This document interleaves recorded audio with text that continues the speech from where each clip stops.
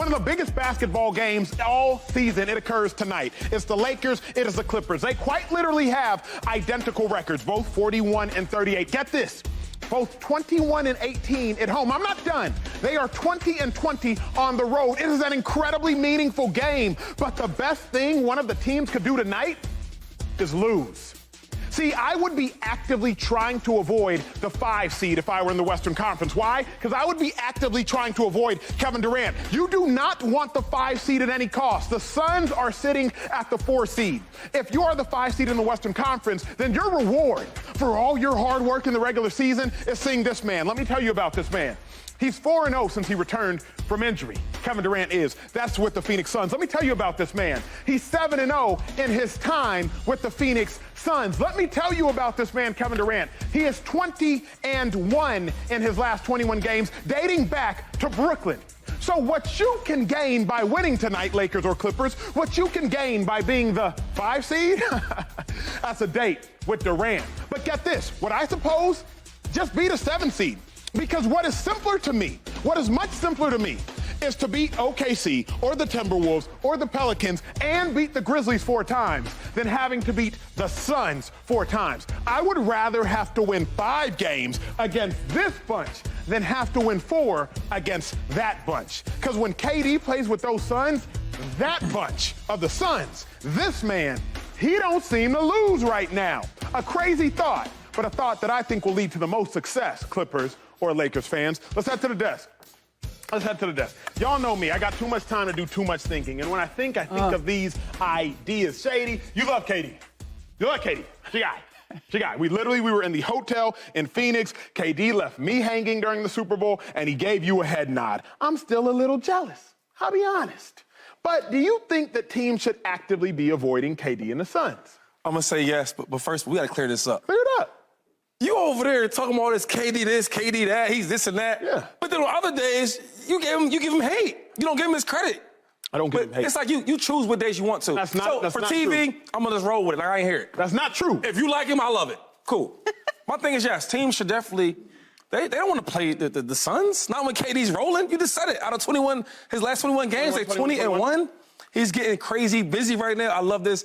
The one thing about Kevin Durant, not just because he gives crazy workout, just that he finds a way to get it done on any team, in any role. If you need him to be the isolation guy, one-on-one, he can do that. You need him to spot up, and Booker's taking a lot of shots. He's doing his thing. You need KD to spot up on the 3, to shoot jumpers, catch and shoot. He can do that. Kevin Durant right now is shooting 52% from 3 when he's playing with the Suns. He's shooting 58% from the field. I don't know what is it about Kevin Durant that nobody wants to give him credit. Like the critics, the haters, when you watch Kevin Durant, it's easy to say that the Suns is favored to win a championship. So with all that being said then, Joy Taylor, that's why I think teams should be avoiding the Suns. It's not that I'm robbing Kevin Durant of his talent. I've always said the Suns should be the favorites because I think incredibly highly of Kevin Durant, of Devin Booker, of even aging Chris Paul. And last time I saw DeAndre Ayton in meaningful playoff games, he was still doing good enough. So do you think it makes any sense to actively avoid the 5 seed and actively avoid the Suns? No. First of all, you don't test the basketball gods this way. You don't play with fate. Good point. Also, it's LeBron James. He ain't gonna have this narrative out here that he's ducking somebody. Mm-hmm. You want to have that conversation? Oh, we really want to play the Suns. Mm-hmm. That'll be a whole chapter in somebody's book. So no. And also, you don't want to be in the play-in. That's the whole goal, is to be in the playoffs. Mm-hmm. Anything can happen in a series. Anything. Hopefully everyone remains healthy throughout the rest of the postseason. We want to watch all of the best play. But we know those things happen. Weird matchup things. Somebody goes off for a series. It happens all the time. So nothing is a guarantee when you get into the postseason, particularly this year in the Western Conference. So what is a guaranteed is it's a harder path to go through the play-in and then into the playoffs. First of all, that's more games, and who knows what can happen. The goal is to avoid the play-in games. So if you're trying to play backwards and you can potentially get into it's on the board statistically that they could end up where they have to win multiple levels of the play-in games to get to the playoffs if they don't win out. Why would you mess with that? So, Slick, this is where I disagree with Joy. The only part I disagree with is I don't think the harder path is winning a play-in game and beating the Grizzlies.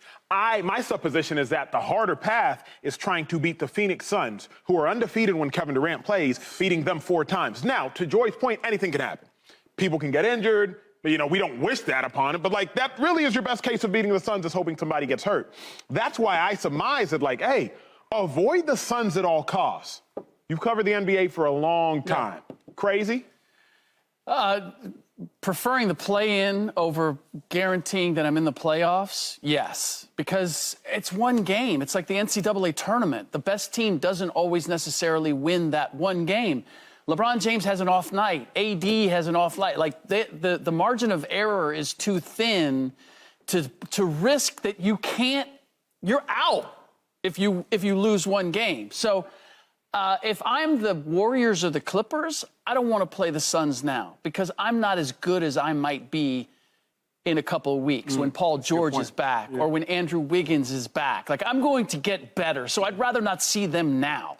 But if I'm the Lakers or just about anybody else, I want to see the Suns now because you said he's played 7 games with them, 4 in a row, right? Since coming back from injury. I would rather see the Suns while they're still trying to put this together than have to face the Memphis Grizzlies or the Sacramento Kings and have those young guns running up and down and wearing me out. And now I see the Phoenix Suns later when they've had a chance to get their game going. So outside of the Clippers and the Warriors, who I think will be better down the stretch and better suited to beat the Suns, if I'm anybody else, it's like, give me the Suns now. I'm probably going to have to face them at some point. I'd rather face them sooner than later. My thought, you speak of the Warriors, matchups matter. Shady, I remember being a junior in high school. I'm living in Dallas, Texas. The Dallas Mavericks, they were my team. I was a super fan of basketball, particularly at the time. We had just lost to Joy's Miami Heat. We went up 2-0 in 2006. I thought we were going to win. I think the Heat win 4 straight, end up downing the Mavericks 4-2. But the next year, the Mavs were better. Like, that's what people don't realize. Regular season, I believe the Mavs won 61 or so games in 07. We got the 1 seed. We sitting pretty. Problem. Who'd the Mavs match up against? The 8th seeded, we believe, Golden State Warriors. And they had a type of basketball, small ball. They had Barnes. I believe they had Steven Jackson. They might have still had Baron Davis. He was there, like, they had that whole squad. And didn't have Donnie Nelson. Don Nelson. They had Don Nelson, former Mavs coach, and you had Jay Rich. That was a bad matchup. So maybe the best Mavericks team by regular season record didn't even get out the first round. Not because they weren't good. It's a bad matchup. My thought is, any matchup against the Suns, I don't want that. I'm trying to dodge that until I have to see them last. Like, bad matchup. But if you play with fate here and mess around and lose on purpose or whatever is suggested, and you wind up in the play-in and you lose that one play-in game and don't make it into the postseason, it won't have mattered what the Suns could have possibly done to you because you're not there. That's a statistical possibility if you do that. It's an impossible risk. I would also say that the example you just gave actually plays into why you wouldn't play the Phoenix Suns. Say it one more time. Right off the top. Say it again, I missed up. That you're suggesting that the Dallas Mavericks they took advantage of the fact that they played Dallas early. The Phoenix Suns are the team to beat. Right? Right? Yeah. So if Dallas gets through that round, they're a different team going forward because of how good they are. So getting them early, the Golden State Warriors getting Dallas early with Avery Johnson, I believe, the head coach, who's brand new to coaching in the playoffs, right? Let me get them now because I got a shot at them coming right out of the gate when they're favored, as opposed to we get down into the playoffs, and now they found their groove and their role, and they're playing up to their number 1 seed. That's why I wouldn't want to see the Suns early. Now, for clarification, obviously, we're not diving into all of the nuances of this for TV's sake. If you are the 7th seed and you lose, you do get another game. Now, if you are the 9th seed, it's over for you. You take an L. Here's my thing, though, Joy. You bring up a brilliant point. The point being, look, if you lose in the play-in, then you didn't even get a chance to make the playoffs. But my thought is, if you lose to the Thunder, or if you lose to the Timberwolves, or if you lose to any of the other potential play-in teams, you probably weren't going to beat Kevin Durant and the Suns, who, by the way, haven't lost when he plays. So it's almost like If you can't get past the Thunder, you thought you were going to get past the Suns? But that's 1 or 2 games, depending on the scenario and how it lines up. This is a 7-game series. It's a completely different scenario. You're coaching different. Your lineups are different. Your bench is different. The prep is different. It's not comparable. It's apples to oranges. It's barely this fruit. It's like nuts to oranges. Like it's not the same thing. And it can be single elimination. Like, you can't say I wouldn't have beat the Suns. Maybe, what if somebody has a bad game? It's 1 or 2 games.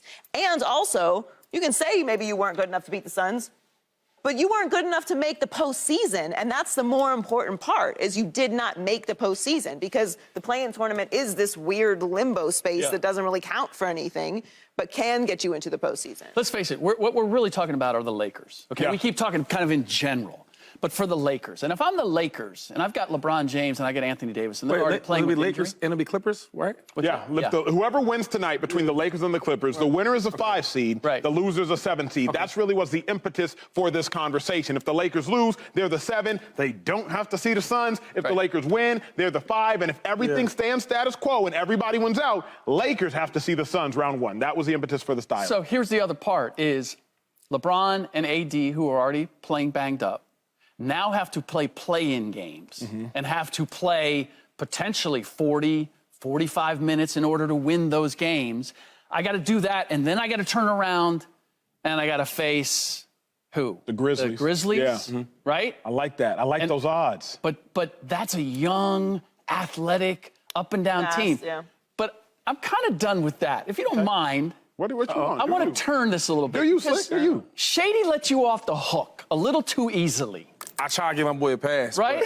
But it's obvious. He be switching sides. This is what I don't quite get. I'm here. You are revering. revering Kevin Durant and the Phoenix Suns right now. You're practically wearing their colors right now. Yeah, let me break it down. Let me break it down. So there's great thoughts from Shady and from you as well. Ain't no thoughts. It is what it is. It is what it is. I said the Suns should be the favorites when they acquired Kevin Durant. Now, I said I will pick the Bucks, but should be. I disagree with some of the concepts on here that say the Suns aren't that good. If you give me Devin Booker, who was first-team All-NBA last year and has been in his bag since he's been healthy, and if you give me KD, I believe that the Suns, plus you have Chris Paul, who he declines as the playoffs go on, but he is a savvy old vet. If you give me those 3, I believe the Suns should be the best team in basketball. Okay, so first of all, they don't have no great bench. Their bench is okay, right? And then even without KD, you talk about DeAndre Ayton. He's been okay. If you look at last year when they lost to, was it the Mavs? Yeah. Come on. But I couldn't find them. No. We've seen them dominate, though. But you keep saying we've seen all the great times. Yeah, every player has great times. Let's talk about what they've done, though. You talk about Booker. Last year, they lost to the Mavs. The Mavs are 6th seed, 5th seed? What were the Mavs? 6th seed, I believe. Come on, okay. Last year? And then the year before that. They had the best record in the NBA. Went all the way to the finals. And what happened? They lost. Giannis, so you keep talking about this team being so great. All we see them do is lose. But I'm saying with the addition of Kevin Durant. Come on, man. With give the God his credit. Because the thing with him is he wants to give credit, but then he wants to give you how much credit. Give him his full credit. With Kevin. Here's the thing. You pissing me off. With Kevin Durant present, the Suns should be the best team in basketball. How much more credit can I give? It's more of him than the Suns. I don't care who it is. But it does matter. No. You got that team is so great. It's got to be that. There are 5. Hold on. The truth is, I don't know what that is. Okay, there. Look, hold on. They're a 500 team without KD. That's it. The Suns are so good with KD that you should avoid them. That is my thesis statement today. My thesis statement in general is that Kevin Durant joins really good teams. Both of those things. So who you want to join, though? What were the Suns when KD got there? I think it was 4 or 5 seed. They're still 4 or 5 seed. Send KD to the G League. You be happy about that? I will. I'll try again later. I don't know. It's hard out here. Subscribe here to get the latest from Speak, and go watch a few segments from our other shows on FS1.